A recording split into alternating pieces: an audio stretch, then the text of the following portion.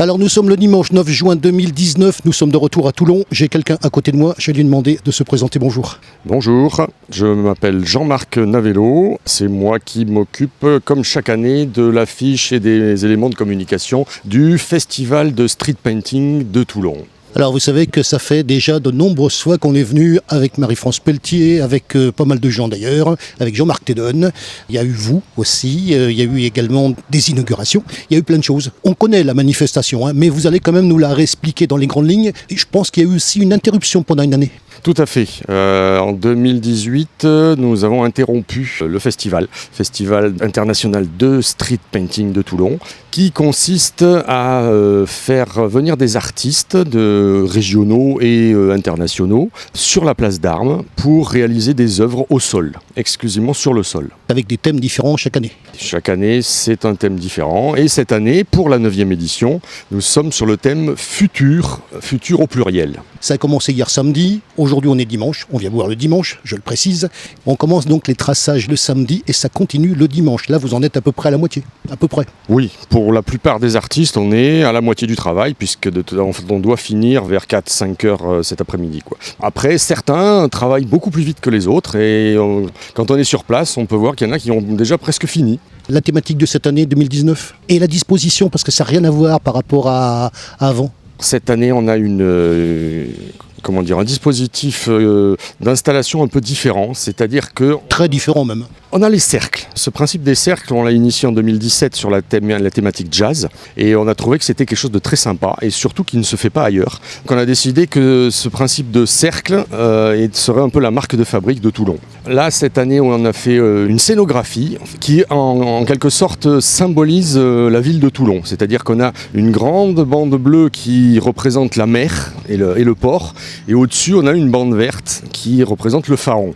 Dans ces espaces, les enfants peuvent s'exprimer, il y a des ateliers pour les enfants qui se tiennent dans cet endroit-là. Alors je vois que vous avez cette année, à chaque année il y a des choses différentes. Je vois que vous avez des beaux t-shirts bleus, on va quand même les citer parce qu'il y a d'une part le nom de l'association qui s'appelle... La compagnie O. C'est O ou HO au fait? Ça s'écrit HO mais on le prononce O.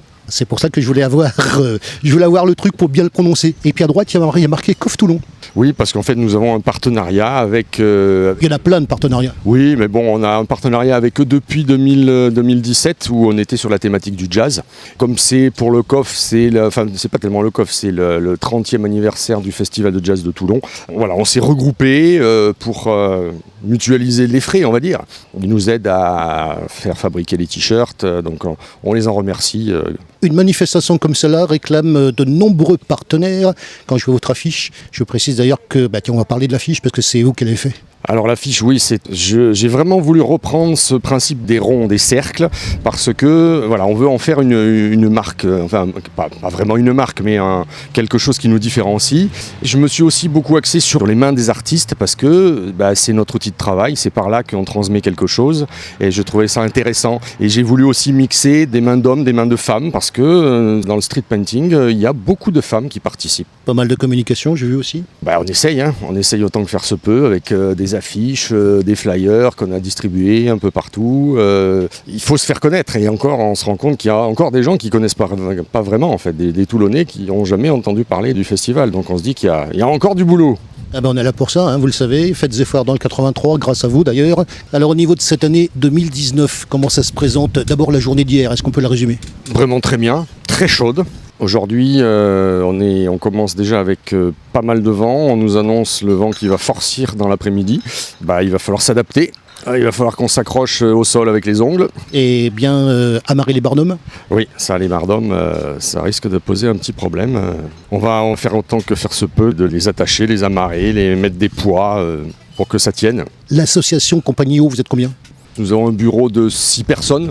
La présidente est Marie-France Pelletier. Moi, Jean-Marc Navello, et comme Jean-Marc Thédon et comme Roger Boubenec, nous sommes des membres actifs. En fait, on participe à toutes les réunions, on essaye de mettre en place les choses. Voilà, c'est vraiment un petit groupe, le noyau dur, on va dire. Et on va parler bien sûr des autres manifestations. Vous suivez des manifestations à l'étranger, bien sûr l'Italie, mais pas seulement. J'ai vu le Mexique aussi, j'ai vu plein de pays. Les lauréats à Toulon partent dans différents pays, c'est en fonction des partenariats.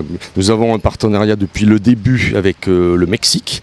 Qui s'appelle ? Alors le festival du Mexique s'appelle Bella Villa, se tient à Monterrey, c'est dans le nord du Mexique. Vous avez déjà reçu des Mexicains ici ? Tout à fait, ils sont venus chaque année nous avons un artiste mexicain qui vient. En 2012, ils sont venus une bonne quinzaine pour nous montrer un peu ce qu'ils savaient faire. C'est vrai qu'on a été très impressionnés. Après, on a eu un partenariat avec l'Allemagne il y a quelques années. Cette année, nous avons un nouveau partenariat avec l'Angleterre. En 2017, on a initié ce partenariat en fait. Je crois qu'il y avait même une équipe de la BBC qui était venue une fois, j'étais présent. Et en fait, ils faisaient une sorte de reportage sur des jeunes qui se baladaient en Europe et ils avaient fait une émission rapide en fait sur le festival et il y avait une épreuve en quelque sorte. Il y avait 2 équipes de jeunes qui devaient réaliser un dessin dans un temps record. On va parler bien sûr, puisque moi j'avais interviewé Victor Adolfo Boni, qu'on va saluer bien sûr s'il nous écoute, quelqu'un d'absolument inoubliable, à la fois dans les personnes et puis quand même les Italiens en général parce qu'ils sont à côté de nous, quoi. Il y en a cette année ? Il y en a une artiste italienne. Cette année, ils sont pas très nombreux, mais c'est vrai que sur les années précédentes, ils venaient toujours à plusieurs, ils étaient toujours bien présents. Au niveau international, cette année, ils sont combien ? Alors, on a eu 2 défections. Donc, il y en a un Colombien, 2 Mexicains, une Italienne, un Anglais. Il y avait une artiste bulgare qui devait venir et qui n'a pas pu au dernier moment. Et un autre artiste anglais aussi, suite au partenariat avec l'Angleterre, au Festival de Crewe qui s'est tenu en 2017. Les 2 lauréats anglais du Festival de Crewe étaient invités à Toulon. Alors nous sommes dimanche, c'est donc la journée décisive puisque hier vous avez entamé ce qu'on appelle les traçages. Cette fois-ci, on va y aller jusqu'au bout, jusqu'en milieu d'après-midi, puisque là il va y avoir le jury et puis les classements et puis les différents prix. Vous voyez que je connais, j'ai retenu ma leçon quand même, au bout de 10 fois remarquez, on peut. 9 éditions. Oui, le jury va passer vers 4h de l'après-midi. Alors nous avons plusieurs prix. Il y a évidemment le prix spécial international, c'est-à-dire pour récompenser les artistes internationaux, qui est un prix en numéraire. Le prix pour les artistes français spécial Mexique, c'est-à-dire que le lauréat de ce prix est invité au festival Bella Villa et partira au Mexique au mois d'octobre. Ça ne peut être que pour un artiste français, parce qu'on pourrait se retrouver avec un Mexicain qui gagne pour aller chez lui, ça n'aurait pas de sens. On a aussi cette année un prix spécial de la CAUE pour 5 artistes présélectionnés qui ont travaillé sur la thématique du futur de certains quartiers de Toulon. Puis on a le prix du public, bien évidemment, comme chaque année, où le public qui passe peut voter pour l'artiste qu'il préfère. Et puis on a aussi cette année un prix particulier. C'est une société qui fait de la vue à 360 degrés et qui va proposer une galerie virtuelle à l'artiste qu'ils auront élu. Alors bien sûr, dernière question concernant le public hier et le public qu'on attend aujourd'hui. Alors hier, nous avons été heureusement surpris parce que dans l'après-midi, il y avait beaucoup de monde. Beaucoup de gens sont venus, les enfants évidemment sont venus parce qu'ils sont toujours très intéressés pour participer et pour dessiner tout seuls sur les espaces qui leur sont dévolus.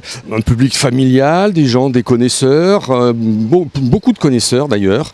Vraiment très très chouette quoi. Une bonne interaction, les gens qui posent des questions, qui demandent ce qu'on fait, quel est le thème. En général, c'est vrai que le dimanche, la fréquentation est un peu plus élevée parce que ceux qui connaissent savent que c'est à ce moment-là qu'on voit les œuvres finies. C'est là où on peut vraiment éventuellement voter aussi pour le dessin préféré. C'est là où on prend toute la dimension artistique de la manifestation en fait.